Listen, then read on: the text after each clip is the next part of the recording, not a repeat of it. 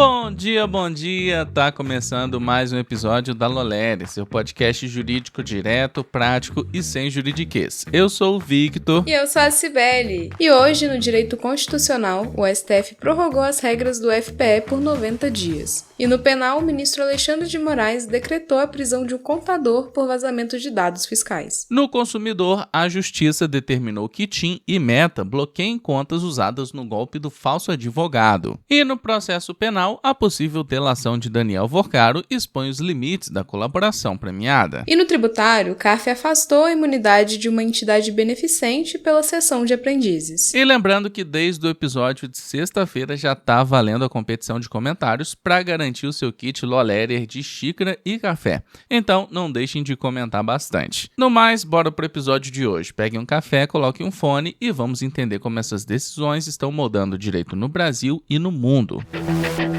Vamos começar com o direito constitucional. O STF referendou por unanimidade a decisão da ministra Carmen Lúcia, que prorroga por mais 90 dias as regras atuais de cálculo e repasse do Fundo de Participação dos Estados, FPE. A medida, válida desde 1º de março, evita um vácuo normativo que paralisa a entrega de recursos essenciais aos estados e ao Distrito Federal devido à falta de uma nova lei complementar. A controvérsia é antiga. O STF já invalidou trechos da Lei Complementar 143 por entender que o modelo de rateio era incompatível com o equilíbrio socioeconômico exigido pela Constituição. Como o Congresso ainda não editou uma nova disciplina, a Corte utiliza a técnica da modulação de efeitos para manter temporariamente uma sistemática já considerada inconstitucional. Juridicamente, a relatora rejeitou manter o regime por todo o ano de 2026, argumentando que isso toleraria indefinidamente a inércia do Poder Legislativo. A decisão destaca o conflito entre a omissão do Congresso e a necessidade de execução das transferências previstas no artigo 159 da Constituição, fundamentais para o Pacto Federativo. Na prática, o fluxo de recursos está garantido apenas no curto prazo, aumentando a pressão institucional sobre o Parlamento. Com um prazo de 90 dias correndo, o Congresso precisa definir novos critérios de rateio que atendam aos parâmetros de renda per capita e população exigidos pelo Supremo, sob risco de nova paralisia nos repasses.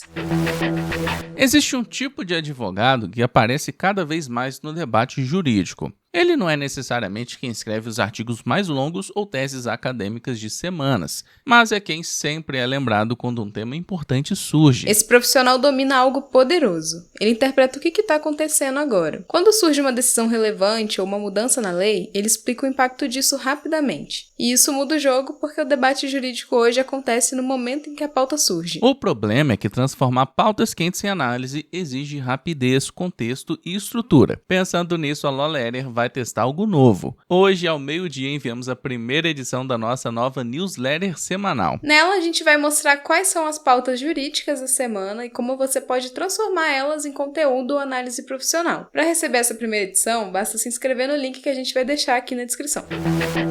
E vamos voltar com o direito penal. O ministro Alexandre de Moraes decretou a prisão preventiva do contador Washington Travassos de Azevedo. Ele é investigado por articular um esquema de acesso e circulação indevida de dados fiscais de familiares de ministros do STF e outras autoridades. A auditoria identificou acessos suspeitos a declarações de imposto de renda de mais de 1.800 contribuintes entre 2024 e 2026. A prisão faz parte da Operação DataLeaks, que é por uma organização criminosa voltada à comercialização e disseminação ilícita de informações de bases governamentais. Entre os alvos do vazamento estão integrantes do TCU, deputados e até a esposa do ministro Moraes. A Polícia Federal investiga agora a existência de uma base de dados não oficial abastecida com essas informações sensíveis. O caso envolve a violação do sigilo fiscal, protegido pelo Código Tributário Nacional e o direito constitucional à intimidade. A prisão preventiva foi fundamentada na necessidade de proteger a instrução criminal e a ordem pública, já que o uso desses dados protegidos por sigilo funcional configura crime grave e fere a segurança institucional de figuras públicas. Esse episódio deve reforçar uma revisão rigorosa nos controles internos e na rastreabilidade de acessos da Receita Federal. Embora existam divergências pontuais sobre a data exata do registro da prisão, o foco central das autoridades agora é desmantelar a cadeia de obtenção desses dados e identificar todos os beneficiários do esquema de espionagem fiscal.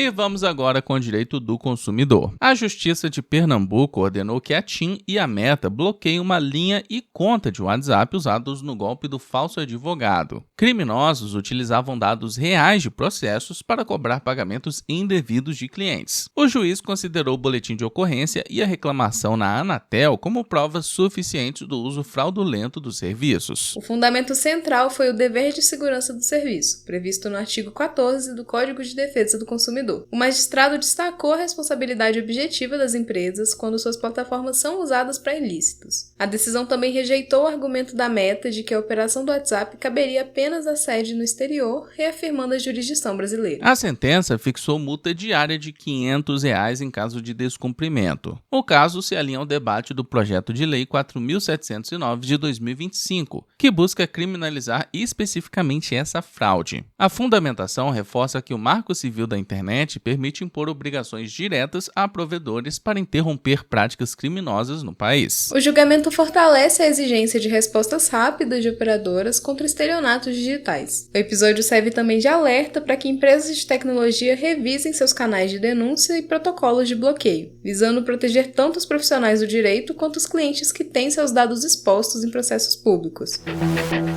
E vamos com o processo penal. A possível delação de Daniel Forcaro, ex-controlador do Banco Master, reacendeu o debate sobre as regras da colaboração premiada. Até agora, o que há de concreto é a assinatura de um termo de confidencialidade com a PF e a PGR, fase preliminar que não garante o acordo. Enquanto isso, o Banco Central converteu o regime do Master em liquidação extrajudicial e o STF manteve a prisão do empresário. A Lei 12.850 exige que a colaboração seja efetiva e voluntária. Então não tem espaço para uma escolha unilateral do delator sobre o que abordar. Para obter redução de pena ou perdão judicial, as instituições exigem a entrega ampla de provas que identifiquem coautores e esclareçam a dinâmica dos crimes, sem a margem para uma colaboração pela metade. Outro ponto central é o papel do judiciário. O magistrado não negocia, mas exerce o controle da legalidade. O juiz pode recusar a homologação se a proposta não atender aos requisitos legais. O alinhamento atual entre PF, PGR e STF indica que qualquer acordo exigirá um lastro probatório consistente e abrangente para ser validado. Esse caso mostra que a delação não é um instrumento de conveniência do investigado, mas um meio de prova sob rigoroso controle estatal. O avanço das tratativas depende da aderência estrita às balizas legais. Por ora, a manutenção das prisões sinaliza que as investigações seguem independentemente das negociações de bastidor.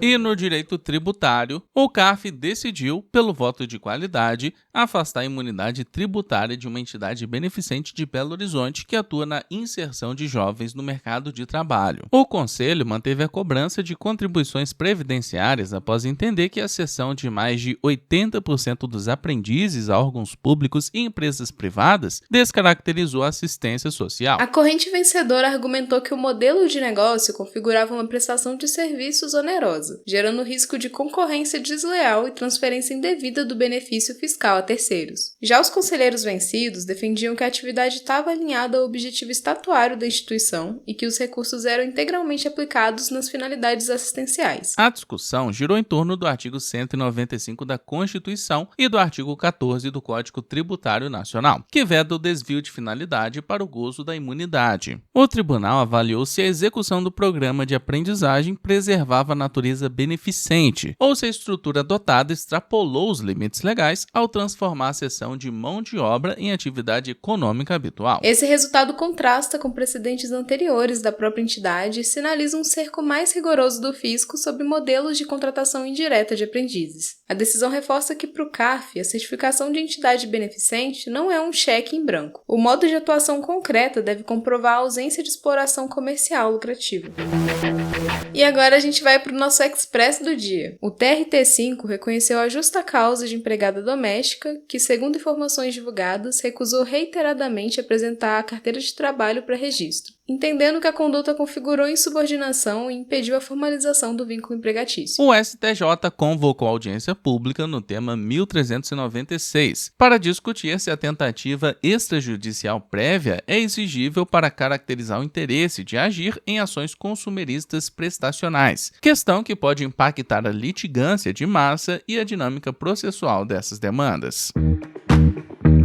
Então é isso, a gente vai chegando ao fim de mais uma edição. Muito obrigada por ter ficado até aqui. Eu quero agradecer a todo mundo que comentou na edição passada e bateu ponto aqui com a gente. A Bela, Ana Laura, Lorena, Reinaldo, Eric, Vinícius, Luiz, Luciane, Ellen, Shirley Gomes, Gisele, Vinícius, Diogo Lemos, Felipe Calou e Felipe de Araújo. Muito obrigado a todos que comentaram. E não esquece de seguir a gente no seu agregador de podcast favorito, ativar as notificações e também avaliar aqui com 5 estrelas. Aproveita também para se inscrever na nossa newsletter jurídica, ela é gratuita e o link tá aqui na descrição. Compartilha também esse episódio lá nos seus stories e marca a gente no @lo.letter. Então é isso, se cuida, bom estudo e bom trabalho por aí.